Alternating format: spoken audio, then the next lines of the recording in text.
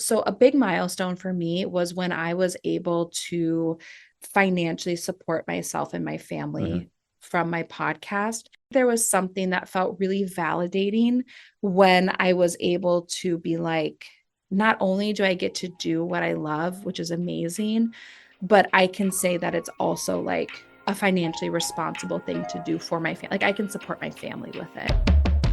Are you not getting the downloads you desire? Unsure about how to promote your podcast effectively? Or struggling to monetize your work? Well, you've just found the resource you need. Hi, and welcome to Mics to Millions, the podcast that brings you exclusive, in-depth conversations with top-tier hosts in the health and wellness industry to help you grow your podcast. I'm your host, Sam Breakgear, co-founder of PodWritten, a podcast booking agency for health and wellness businesses. In every episode, we dive deep into what it really takes to get more podcast listeners, successfully promote your show, and monetize your work. Remember, if you like the show, please leave a review wherever you get your podcasts. This helps us grow, and in doing so, we can continue to offer you valuable insights and podcast growth tips. Now, let's get into it. My guest today is the host of Mindful in Minutes Meditation, a podcast providing short weekly guided meditations to help you stress less and live more. The show receives roughly 600,000 downloads a month. It's been running for 6 years, and during this time, it's racked up over 1,700 reviews in the US alone on Apple Podcasts. She's the founder of Yoga for You, an ERYT 500 and YACEP certified yoga and meditation teacher. She's also someone I've worked closely with for a while now to help her amplify her message as a guest on podcasts. And I can honestly say she is such a lovely individual and a pleasure to have on the show today. Kelly Smith, welcome to the show. Hello, Sam. What a nice intro. And we were talking a little bit off mic. How delightful to get to chat and connect, not just on work stuff, just to get to chat. I'm so excited about it. Yeah, I think it is such a great opportunity because obviously I've been working with you for a while. I'm such a fan of the work that you do. And obviously, I'm biased because I practice meditation and yoga on a daily basis, as we've spoken about. So I really see that like the work that you do provides genuine value. I really like it. I'm a big fan. And yeah, it's fantastic to have you here. And you have such a really cool backstory. And I'd love to know if we can dive into it. Like, can you share how you got started in yoga and how it's evolved to where you're at today? Absolutely. So I started yoga when I was young. Like I couldn't even drive. My mom used to have to drive me to my yoga classes. And as we know, for a lot of people, I was there like for a quote, good stretch. I was there because I heard it was good for the training that I was doing. And I used to be a Shavasana skipper. I'm reformed now. I'm laughing to myself because we were talking a little bit about this before we hit record.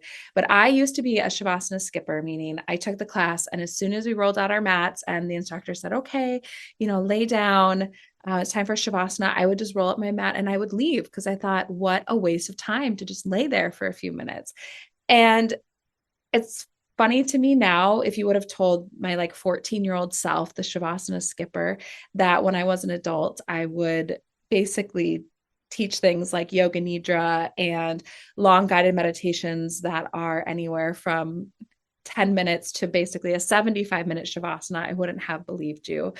But I really started with just the physical, and I really enjoyed what yoga did for my body in terms of mobility, for recovery. And then as I got a little bit older, when I was 16, my mom was diagnosed with stage 3 breast cancer, and I was her primary caregiver at that time. And I really started to have my eyes open to some of the softer sides of yoga, the gentler sides, some more restorative yoga. And then also, I didn't know it at the time, but different kind of mindfulness and meditation techniques. And I just found that it really helped both my mom, but also helped me during like such a challenging time. And that's what really kind of introduced me to some of the softer sides of yoga that I've grown to love so much. And I didn't really do anything with it until I graduated college and didn't know what I wanted to do with my life. So I did what many did, which was take a yoga teacher training. And then I was technically a yoga teacher, even though I was still working in management. And it wasn't until I moved for love with my husband to a one bar, one Walmart town in rural Midwest America that I thought, you know what? I have no friends here. You're in school all the time. He was there for medical school, and I had to leave my job. I'm unemployed. Why not try to turn what I love, my passion, yoga, and ultimately mindfulness, into my job as well? I am so glad you did. And I was waiting to tell you this. One occasion on my recent trip home back to the UK, I had horrible jet lag. And one thing about me is I really struggle to sleep. And the issue that I have is when I can't sleep, I get really anxious about the fact I can't sleep and it just exacerbates problems. And I fall into this terrible cycle. And there was on one occasion, I think it's like one of my first nights back in the UK when it was like 4 a.m. I was wide awake and I was just stressing and I just was so stressed that I'd like sleep through the whole of tomorrow and just like not be able to break this cycle. And I actually remember pulling out my phone and put my headphones in. I listened to your podcast, Mindful in Minutes, and literally within 20 minutes, I just felt this huge change within my body. I just felt so relaxed. And I think within 30 minutes, I was asleep. So I'm really happy to be have you on here and talk about your podcast because it has genuinely helped me. And there is absolutely no doubt, given the huge amount of people that listen to it and leave reviews, that you are doing fantastic things with it. Oh, I appreciate that so much. And that's so special and meaningful for me to hear because I really like, and now Sam, as a podcaster yourself, it's such an interesting experience because it can be such a powerful and almost like intimate experience for the listener because you have someone's voice in your ears. But like for me, I just have this tiny little closet under the stairs in my basement. And I just sit in there in the dark because currently the light's burnt out and I haven't brought myself along to change the light yet. And I just sit there in the dark and I make these meditations and you never know, like my intention is always that it reaches the people that need it and that, it helps the people that are looking for this kind of thing. But it's always so special, I think, as a podcaster to hear like from someone that personally has listened and has like benefited from the work that you're doing. Because on my end, it's so just one-sided. I write them and record and produce the podcast and put it out into the internet. And I can see a number. So I know how many pairs of ears are listening to the meditations, but it's always really special to hear like a story about it because there's, I think, sometimes a little bit of a disconnect between creating the podcast and then the kind of almost like close relationship that you can feel with a podcaster as a listener because it's such like an intimate experience. Yeah, definitely. That makes absolute sense. And it clearly it's had a huge impact. I'm curious to know, like, how did this first start? Like, when did you first decide you wanted to start Mindful in Minutes? So when I started Mindful in Minutes about 6 years ago, which I think is like geriatric for podcasting, like I think my podcast at this point is like a grandparent in terms of like the life cycle. As I mentioned, when I moved to this rural town in Missouri, and that's where I started my business, Yoga for You. And it started with one class on Friday nights at my husband's school. And it eventually, it was growing, it evolved. And I ended up opening a studio there. And we knew we were always going to be in this town just for a few years until a different kind of portion of schooling. But when I ended up leaving and selling my studio, I at that point had kind of, I don't know, one of my kind of like signatures, I guess, were some of my guided meditations or incorporating some guided meditation into Shavasana. And when I sold the studio and I moved to a different part of the US, I wanted to find a way to still be able to share some of these practices with my students, even though we were far apart. And I listened to podcasts at the time, and I thought this might be exactly what I need. Like it's an audio medium. I can just put them up there for free. People will be able to hit play. And it's so funny because the hardest part, well, there are two hard parts about podcasting 6 years ago. One of the hardest parts was just getting people to learn like what a podcast was and how to listen to it. And the second was some of the logistics used to be so much harder because podcasting was still pretty small and like pretty niche. And so I remember it took me like 3 days just to get my podcast like up on Apple Podcasts because it used to have to go through this whole like approval system. And it just looked really different than it did today, where, you could probably get a podcast technically up and running in like a day if you wanted to. But I just thought, how am I going to record some of these meditations and put them online so my students can keep listening to them. And I thought, I'll just put it up as a podcast. But as you know, once something's out on the internet, it's out there. Yeah. And so it just started as a way for my students to just be able to hit play and still get some of those practices. But it's continued to grow since then. That's fantastic. And if I understand correctly, you said you started your podcast in October 2017, right? That's right. And what did that first year look like? So from October 2017 to 2018, how did the podcast evolve and how did you evolve with it in that first year? It was such a steep learning curve. Like it was just, I think of that like first year, and there's so much trial and error. And again, there weren't a lot of resources out there. Like I remember really having to dig and kind of figure out like, how do I make a podcast? Like, how do I get it out into the world? How, like, the logistics of it, I remember being really challenging. And it was like each month there'd be something different or new, or I would, have to look into different like audio options. And I just remember it being this really just steep learning curve, which isn't a bad thing, but it was like this brand new challenge that I had never really tried to do before. And there weren't a lot of resources out there. So it really felt like kind of this like diving into the unknown.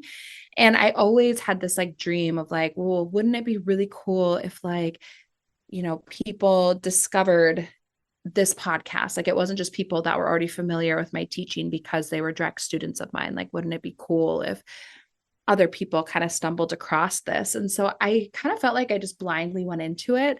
I've always been the kind of person that I think this is useful to me, where I'm like just the right amount of like reckless, where I'm like, oh, I don't know, why don't we just give this a try? Or like, I think it's the impulsive part of my ADHD, where I'm like, what might work for these meditations I want to share? Let's just start a podcast. And then I'll just decide to start a podcast and kind of figure it out along the way.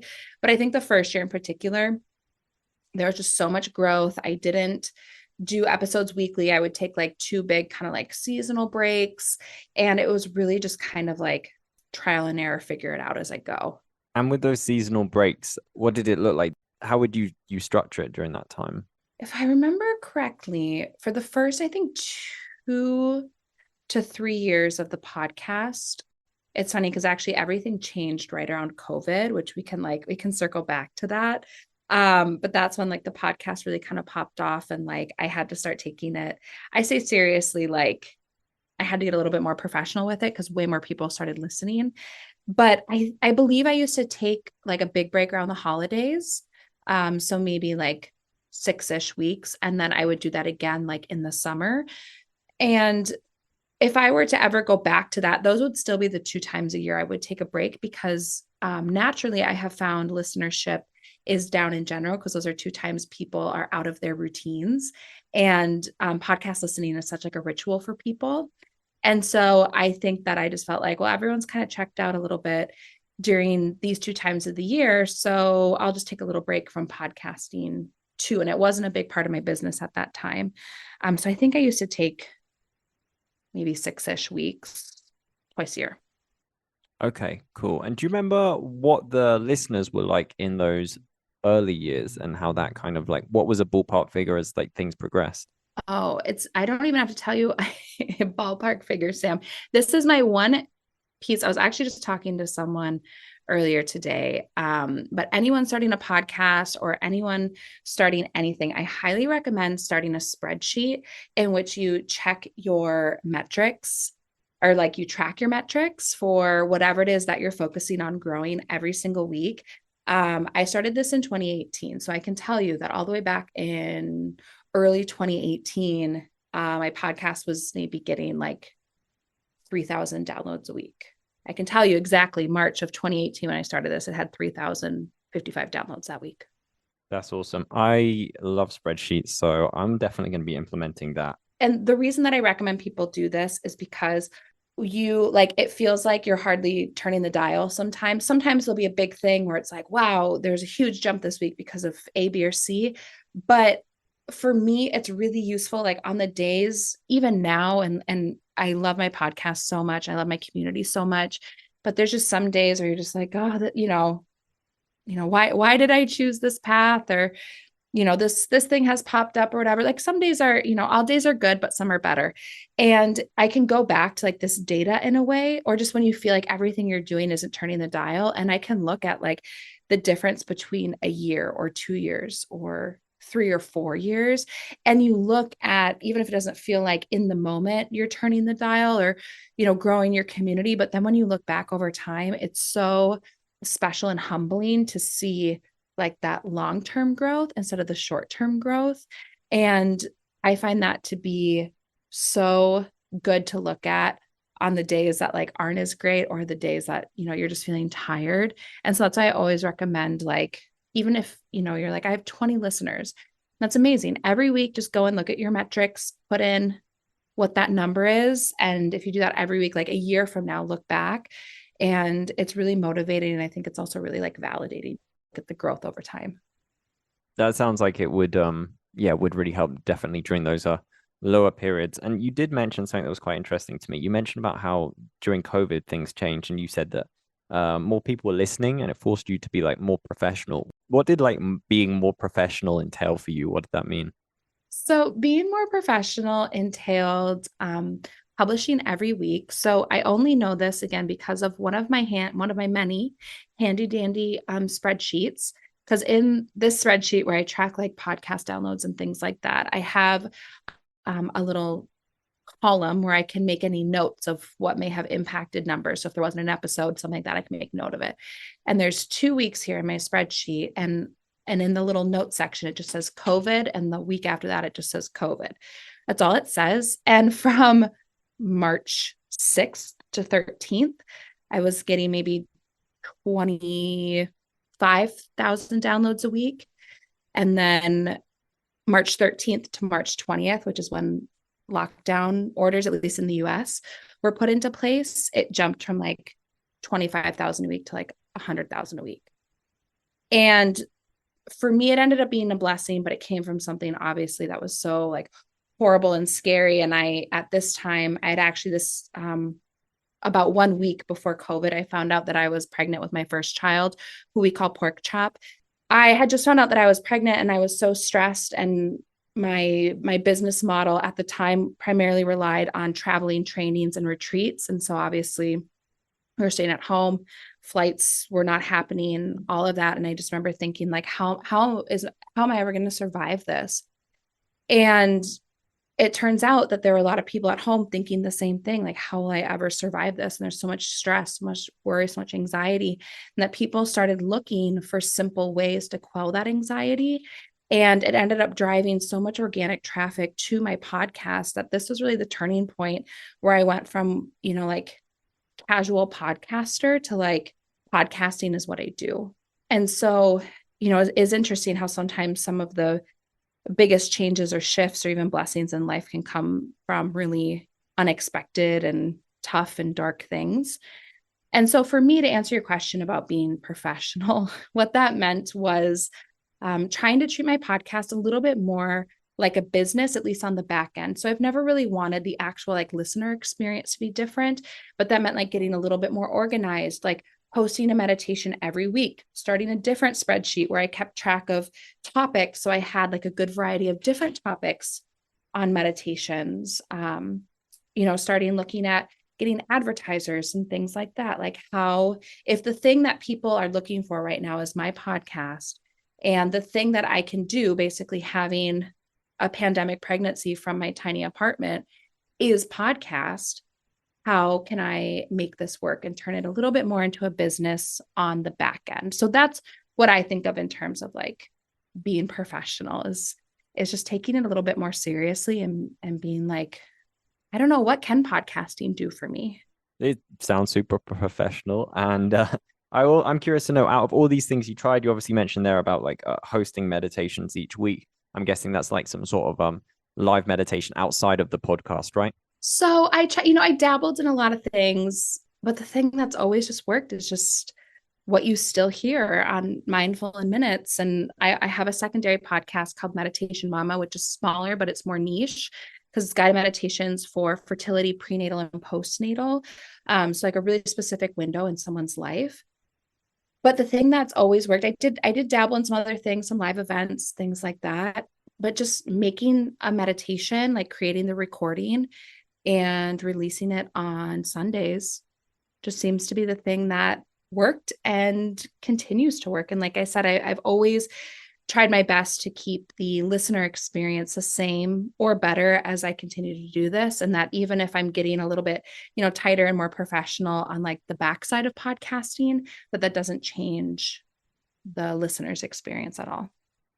Okay. I obviously know from working with you that you've shared your message by being a guest on other shows.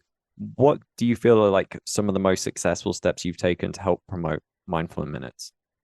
Well, not to give you a plug, Sam, but but like that Thank you definitely anyway. helped. Like you helped so much, like helping me kind of facilitate the conversation like with other podcasts, which is always a little bit trickier because since my show is guided meditations or specifically like meditation teachings like on a particular style, or like I do these freeform episodes, or maybe I'll talk about like here's the 101 of like walking meditation. I don't have guests or do interviews on my show. And sometimes that makes it a little bit trickier because podcasters will often like swap interviews and things. And I didn't really have that to bring to the table. So getting on other shows was really great, especially because once someone's, that I think you're the one that told me this stat, Sam. What's a stat if someone listens to like one podcast, they listen to like 9 a week or something? Yeah, they're usually like hardcore podcast listeners. Yeah. Yeah. And that they usually have their like strong rotation Mm-hmm. of podcasts, and like, they listen to this on this day. And so it's always great to get into other podcast listeners' ears, because if they're already listening to someone else's podcast, they're already consuming podcasts. And that's often one of the hardest parts, is turning a non-podcast listener into a podcast listener. So that was really helpful. But the thing that I have always felt is like the most helpful thing ever is educating your audience on the power that they have to help you organically grow. Mm-hmm. So if you think about how, anyone listening, how you stumble across a new podcast, it's usually because someone like recommended it to you, or you saw it somewhere. Like people don't often just like go to the charts or like even necessarily the search bar and like just start searching things and stumble across, like they don't consume it like you do, like when you're sitting on your couch on the weekend being like, what do I want to watch on Netflix today? And they like browse. Mm-hmm. People don't do that for podcasts. It's usually word of mouth. And so I've always tried my best to educate my audience and like let them know how grateful I am every time they leave a review, because that, helps to boost the algorithm, or share a meditation that they loved on Instagram stories or something like that, or just even tell a friend who's like, oh, I'm not sleeping at night. And then be like, oh, well, when I can't sleep, I listen to this podcast, and they send an episode, because really you grow at the rate of like your listeners sharing it. So it's very much a word of mouth thing. And I just try to tell my listeners, like, it would mean so much to me if you could share this with one person. And it would, I mean, all of this, because especially when it comes to things like guided meditations, it's like, if you know someone and you think of them and they're like, oh, so and so would love this meditation, or so and so needs this meditation, Mm. like it would be so helpful for me, and also so kind of you to then just like share it with that person, because I'm just trying to get these practices to the people who want and need them. Yeah, definitely. And one thing which I did want to add on to is you mentioned there about the difficulty of doing podcast swaps. There's no doubt that if you have a podcast and you got guests and you want to be on other people's shows, it really is very advantageous to be able to invite them on. But one thing that's really, really helped us, certainly when we were doing your outreach, was the fact that you were able to offer Instagram lives as like a swap instead. And that's particularly useful, especially in like your case, because you have a fairly substantial following. I think like last time I checked, you got like 21,000, 22,000, 23 or something, Yeah, early 20s, something like that on Instagram. something like that. Yeah. And that's a really strong thing to be able to leverage. So that was really helpful for us. And I know that you do focus on just these guided meditations. And one of the things that I want to ask you about them is how do you find the creativity to come up with new meditations for every episode? And what is this process like? Because is this something that they teach you? Are you taught? Like, I can imagine there must be a certain sense of innate creativity within you to come up with these, but is there such a thing as like a guide on guided meditations? So there is now because I created one, not to like toot my own horn, but the reason that I'll answer your second question first. But basically, I didn't feel like no one really necessarily taught me how to do this. And I know there's a lot of people that absolutely can do it. It is not as hard as people think it is. And I kind of have a little bit of like a formula having doing this for a while. So like I do like some master classes and things like that for people who now want to learn how to write guided meditations because I didn't really feel like anyone taught me. And I like to, in my business and in my life, sometimes I like to take sort of the long route so I can pull out like the relevant bits and like package them together so then someone else can kind of take like the short route to get there. But I find a lot of enjoyment in like the wrong turns and the deep dives and the, wherever learning takes you. But in terms of like I really think of this as like my creative outlet. Not that I'm just like this artist, like writing these, I'm not like some tortured artist writing these meditations, but I consider myself a creative person, like through words, but not like visually creative or, other things. And Hmm. I've always pulled inspiration from my own memory. So places that I've been, if I'm doing some kind of a guided imagery where I'm talking about like a specific place, like if you're walking in like a forest, I'm probably pulling from like an actual place that I've been. And I try to make it a sensory experience. So I think about when I was there, like what did it look like? What did it sound like? What did it smell like? Or I pull from my own meditation practice. And I have found those are the two places where I pull the most inspiration.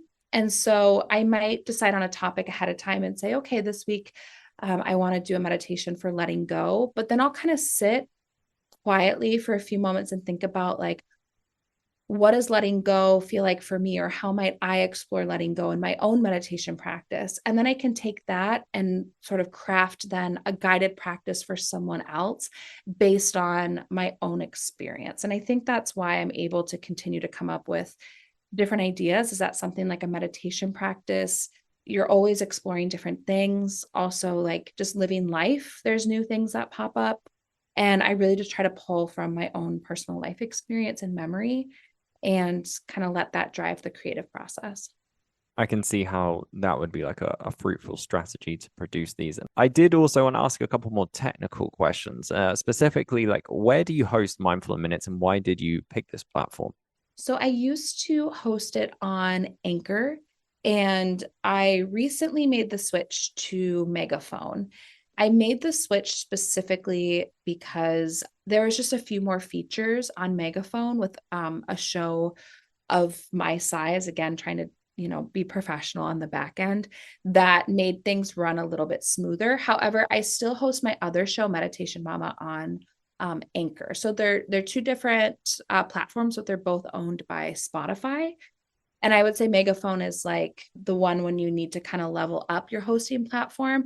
And like Anchor is a great place for shows of any size, but especially like if it's really easy to kind of like get started and host a show of like any size and it's free. And I use those too. And you mentioned there were certain features that enticed you to move over to Megaphone to make it more professional. What were those features? So ever since I started running ads on my show, kind of back in 2020 is one of those things that I, started dabbling in, which was interesting because I think now we're pretty used to listening to advertisements on podcasts. Like we just kind of know that they're most likely going to be there. Hmm. And but that wasn't necessarily the case. Like it was still newer in 2020. And so I did get a little bit of pushback from my audience when I started to monetize in that way. But since then, I think we've just gotten a lot more used to hearing ads on podcasts. And I have really specific boundaries for my show in particular. Like anyone who's listening is like, I would never listen to a meditation with like an ad in the middle. Do not work. That's not at all what it is. I don't do that. There's just like one at the beginning before the meditation, or if we're doing like a free form or like a lecture meditation, no guided practice, there might be a couple in there, but I have like really firm boundaries around what I allow and what I don't allow to make sure it doesn't take away from any meditation practice. But one feature that I didn't even really know this was a thing until I was considering swapping, but there's two different ways that you can do advertisements. One is called like a baked in advertisement, which is like where when I'm creating the episode, I do the ad read and then it's just like baked in, it lives there on that episode like for forever. And then there's something called a dynamically inserted advertisement, which is where you can go through on the back end and mark where you would allow an ad to run on that episode, but you can then kind of change out what that ad is. So that's how, like, if you listen to a podcast and maybe the episode is a year or two old, but you listen and the ad is new or it's like present day advertisement, they're using dynamically inserted advertising, which was really kind of nice because having been podcasting for so long, it allows me to keep, advertisers and advertisements fresh across a library of, 6 years worth of podcasts. So then I can then continue to advertise and help drive revenue like to my show, which is the only reason that I can continue to do it for so long. As you know, Sam, podcasting is a lot of work. And for a really long time, we were, single income. My husband's been in medical school for a very long time, just up until this last year. And so for me, it was, that was a really important part, is that I was able to, be financially responsible for my family as well as I worked on this passion project. But it makes it so that I can kind of keep that content fresher across 6 years, as opposed to then having a lot of like old, completely irrelevant ads, maybe even for things that like aren't even in business anymore. And that was one feature in particular that really kind of drove me to that platform. And there are also a few other perks that went with it because it is owned by Spotify.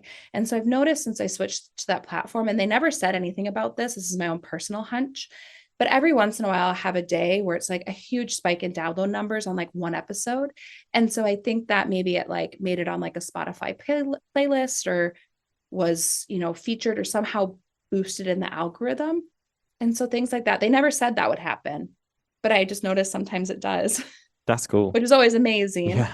But it was some of the more like technical back end things of maybe more detailed reporting and being able to do like dynamically inserted ads, being able to also kind of put some of my own promos. So like if I have a retreat coming up, I can put an announcement in my episode across the library of being like, hey, in this month, so they're not hearing about a retreat that happened 3 years ago. They can hear about like the upcoming one, just that sort of stuff.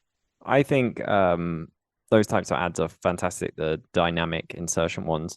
And I'm wondering, obviously, you've done a mix. When you have those baked in ads, how does it work? Do you have to just let those episodes be as they are? Because I can imagine it might be difficult if they already have a baked in ad and then you add the dynamic insertion on top of that. How does that work when you've gone from one to the other? Yeah, so it does make it a little bit tricky. Sometimes, like when you work with an advertiser, there may be like a specific clause or something saying that, this needs to be baked in for a year or 2 years or something like that, because there will also be a point for the advertiser where your particular promotion or vanity URL or something like that, it will expire. And so, at that point, then it kind of is irrelevant on both ends in a way. And so sometimes you can go back to like audio editing and then pull out, edit out an old ad and then re-upload it. It's a pain in the butt, but you can do it. So sometimes I'll do that, especially for like the old, like, it's 2023, we're headed into 2024. So some of the first advertisers I worked with, like, 3-4 years ago, some of those, like weren't even in business anymore. And so you can go back and kind of pull out an old one and then just mark a DIA spot. But I also do a little bit of like a combo. I'll still work with some baked in ads and things. And since I have such specific, like how many ads I run, I do it kind of like, if anything, basically for every 20 minutes or so, I'll allow an ad. So my longest episodes are over an hour. So the max I'll ever do is like 3 ad spots total in an episode. And then all my meditations are less than 20 minutes. So they just get like one, it's called pre-roll, one ad at the beginning. And so that's kind of how I choose to do it. So I'll do a combo where maybe I have one ad that's baked in, but then also at that same time stamp, I'll mark where maybe, the second one for that episode, there's a room for like a DIA one. So I kind of do a little bit of a combo. But like when I first started podcasting, I only recently learned about like these dynamically inserted ads probably in the last 6 months to a year. And I don't know, like I feel like the podcasting space, and I'm sure you hear about this all the time, Sam, but it's just like moving at the speed of light that it's just like you can't even like keep up unless you have a full like podcasting team. If you're just an independent podcaster, it's hard to keep up with like all of the changes and all the things that you can do, or this versus that. And there's just so many options now that weren't available when I was starting. Yeah, and it's difficult because obviously you want to have that competitive edge, and that also means getting transcripts, having like audiograms to promote things, and there's always something else that you can be doing to enhance your podcast to make it better. There's so much, and it really is limited to how much time you have or how much money you can put into it. So yeah, I completely get what you're saying. One thing actually I did want to ask is like, how do you get these ads? Like, how do you find people that want to buy ad space on your show? So I use a couple, there's some different marketplaces. I used to do and still do some organic outreach. So if there's a brand that like I personally use, and I have very firm boundaries. And one thing that I will say is like if you have firm boundaries around what you do for advertising, it will at some point kind of cap or put a ceiling on your earning potential. So if anyone's listening and they're like, oh, that's not a very good strategy, you'll only ever be able to, do this much, I'm okay with that. So I just want to clarify that. That's fine with me. Everyone gets to do what they want with their show, but I do try to really hold these like firm boundaries. And part of that is like what I will advertise versus what I will not. So I sometimes do organic outreach. If there's a brand that I see, because some brands don't do podcast advertising. They put their advertising dollars on TikTok or YouTube or affiliates or whatever. So if there's a brand that I see is already doing podcast ads and I use their product and I already like and know their product, I will kind of send them like a pitch email, just kind of introduce myself, like get the conversation going. And, sometimes it works really well. And then they, want to advertise on the show, sometimes not, and that's fine. So I'll do some organic pitching for things that like I personally already know. And then I utilize some of the marketplaces. So like there's like Advertise Cast is one. There's one called Gumball that I use and I like. And it's kind of like a marketplace where advertisers can come and see like what shows are available, what their rates are. And so it's a way of kind of like outsourcing it so they can book through that. But then there's someone that you work with. So they'll say, oh, so-and-so, is interested in your show. Would you be open to having them advertise? And then I can say yes or no. And if I say yes, then they're kind of approved to then book spots on my show. If I say no, then that's a no. So that I have found to be really useful too, especially as my time has gotten more limited with the more children that I have. I've been very into outsourcing as well. So yeah, using like those marketplaces, and usually, they're going to take a portion of whatever you're making on ads that they're booking for you. But it is kind of nice to have kind of that liaison, because then only brands that are looking to book podcasts are going to those spaces. And then you have someone that can basically just say yes or no, this brand, yes or no, that brand. And then they take care of the back end stuff. And then you just kind of have to keep like the logistics straight and make sure the right ad runs at the right time and all that. No, I can imagine that's definitely helpful to take a lot off your plate, because pitching, it always requires a lot of work. But it's cool that you did that and you've got a balance of both. On a separate note, what mic do you use for your podcast? I use a mic. It is the like M Shure 7. I'll tell you in 1 second, Sam. Let me look it up. It's a slightly different one than the one that I'm using right now, because sometimes when I have to go to my co-working space, I use a Rode mic. It's like a USB just plug-in mic. the Rode something something. But for my podcast, it's called Shure MV7. It's also a USB mic. So I don't use like a mixer or anything like that. I do more kind of like just plug in the mic. I have a mic stand. It's a very DIY over at Mindful in Minutes, and that's how I like it. But that's one that I use, and I've been really happy with it. Mm-hmm. I want to ask some more like general questions. Like, I'd love to know, what do you consider to be your greatest success in podcasting? The first thing that comes to mind is not that it's all about money, because it's not at all, but I think that, at least for me, it's not. I think this is twofold. So, a big milestone for me was when I was able to financially support myself and my Mm-hmm. family from my podcast.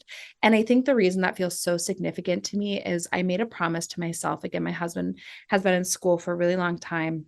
Schooling in general is very expensive. Any kind of advanced schooling is a huge financial investment. And so I made a promise to myself that everything that I do, whether it be trainings, retreats, podcasting, anything yoga for you, I would only do it as long as it was still financially responsible for my family. And I didn't have a ton of support when I started my podcast. I think people just didn't really understand it or understand the vision that I had. And I think the idea was kind of like, well, the idea for my whole business was poo pooed. And then anytime I embark on like something new, it's like double poo pooed. And so I think there was something that felt really validating when I was able to be like, not only do I get to do what I love, which is amazing, but I can say that it's also like a financially responsible thing to do for my family. Like I can support my family with it. And that just felt like such a big milestone for me because it just, I don't know if it's like a societal thing, but I think that just gives more credit to your name in a way. Do you ever find, Sam, that sometimes when you tell people that you podcast, that they think that means when you say you're like, quote, an entrepreneur in air quotes, which is like a nice way of saying you're unemployed? I don't know. I think I get met with more curiosity than anything. Because I don't really say that I podcast. I say I work in podcasting because I do so many different things in podcasting Right. on top of just doing the presenting and hosting whatever podcast. I think they get more curious, and then I kind of need to explain all the things I do in podcasting. Most people now, I'm fortunate, like unlike when you first started podcasting, I don't need to explain what podcast is, but I do need to explain like how I work with clients to get them booked on shows and why they would want to be a guest on podcasts and how that helps them. So I kind of feel I go more into the rabbit hole of like how what I'm doing provides value and how it's like a job. So I guess so, but I don't get the sensation necessarily that they feel like I'm an influencer or a thought leader, just like putting those like random things out there, which Yeah. are just jobs, but not other jobs, sort of thing. But I get what you mean. Yeah, and so I think there was just something that it felt like such a big milestone. It felt really validating because I don't know, it just felt a little bit more legitimate, I guess, and something that's always been, something that I've personally been working through is like really not caring about what other people think, which is a bigger struggle at the beginning. I think anytime you're starting a dream and people are not super supportive of that dream or they can't see the vision, it can be really hard to continue to show up and pursue it every single day. But that to me is one of the first thing that comes to mind. And then just because that was like a personal milestone where I was like, like I think anytime a passion project or like something that you love and you're like, wait a minute, and I also can support myself with this, like that's just like such a cool feeling. Mm. And then I think another is when I started doing retreats and people started coming from the podcast. There's just something so cool about that. Like I had a lot of my like former students or current students that would come, and then people started coming from the podcast, and I just felt like it was so special and I appreciated them so. I mean, what a leap to just meet like a stranger halfway across the globe that you've only known like on the internet and go spend a week with them wherever in Bali in Iceland, wherever it is. And that just felt so amazing and like big to me when I had podcast listeners that then were like engaging in things outside of the podcast, like retreats and things like that. That just felt like the coolest and it's such a huge milestone. That makes sense. That's fair. And like you are the mother of a growing family. So I think it's absolutely fair that you can say that one of your greatest successes is supporting a family. That's so cool to say. And I also have to admit that your retreats look awesome. For anyone that follows you on Instagram, I do want to come on one. You need to come on one. Sometime, Sam, after maternity leave, we'll get you teed up on the next Yoga for You retreat. Thank you. Keep me posted. I'm so down for that. And yeah, you always have them in the most wonderful places. And if of course the offer stands, if I'm in Colombia still and you fancy coming down, I'll do all my best to try and set you up. Before we go, do you have any other advice for podcasters looking to grow their audience and monetize their podcast? So definitely what I said earlier about word of mouth, like I think people forget when they're listening to podcasts that like they really do have the power to help you grow and they want to support you. Like they're listening to content you're creating all the time and they know, like, and trust you. And so there's that. Also, I think looking at podcasting as a long game, it's definitely a snowball effect. It's rarely, and sometimes it's a little bit different now. If you have a huge following and then one avenue that you're adding to that gigantic following now is a podcast, that's different than like if you're going in just as an independent podcaster and starting a new show. I always tell people, when you're thinking about starting your podcast, you're in the early stages of your podcast, ask yourself honestly, is this a thing that I could do every week for 2 years and not make a dime off of it? And would I still like it? And that might sound a little bit cliche, but I have found that podcasting, both for my own show and then working, like doing mentorships and things with people who are building their podcast, it's a snowball effect. It's the long game.